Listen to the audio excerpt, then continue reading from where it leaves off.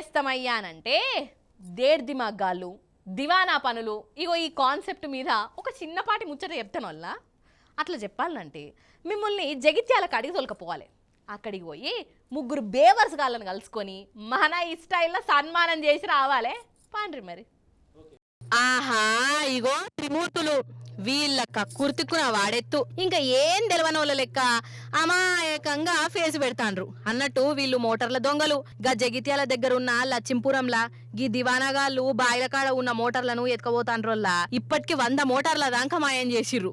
అవిటిని second hand కు అమ్ముకునుడి ఎత్తరు కావచ్చు. పాపం రైతులేమో తెల్లారి బాయికాడికి రాగానే పరేషాన్ అయ్యేది. మోటార్లు కనబడక హైబత్ అయ్యిర్రు. ఇక ఇట్లా కాదని రైతులు రాత్రిపూట పొలం కానే కావలు కాసిర్రు. ఈ దొంగలు డూటెక్కి మోటార్లు మాయం చేస్తుంటే దొరకబట్టిర్రు. వాళ్ళ ఈ స్టైల్లో సన్మానం కూడా చేసిర్రు అనుకోరి, అది వేరే ముచ్చట. దాదాపు నెల రోజుల నుంచి పోతుంది సార్. ఈ ఏరియాలో 100 మోటార్లు పోయినాయి సార్. మేమే ఇప్పుడు దొంగలను దొరకబట్టినాం సార్.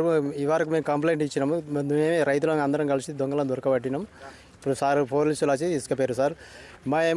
మా జీవనోపాధి వ్యవసాయం సార్. ఎకరంకి పొలం చేస్తే మాకు ఒక 10,000 మిగులుతాయి సార్.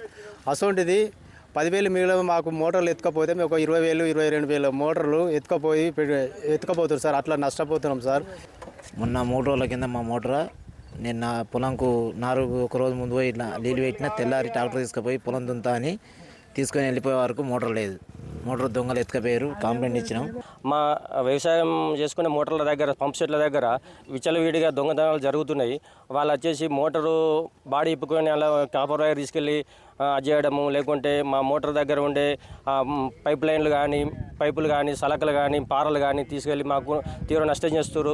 కాదోళ్ళ ఆగి మోటార్లు ఎత్తుకపోవడేందోళ్ళ అసలు ఈ నెల రోజుల సంధి కరెంట్ ఎప్పుడు వస్తుందో ఎప్పుడు పోతుందో సమజగాక రైతు బంధు పైసలు పడక రైతులు ఇప్పటికే గావరైతా అంటే నడిమిట్లా ఈ మోటార్ దొంగలు మోపారు పాడయి.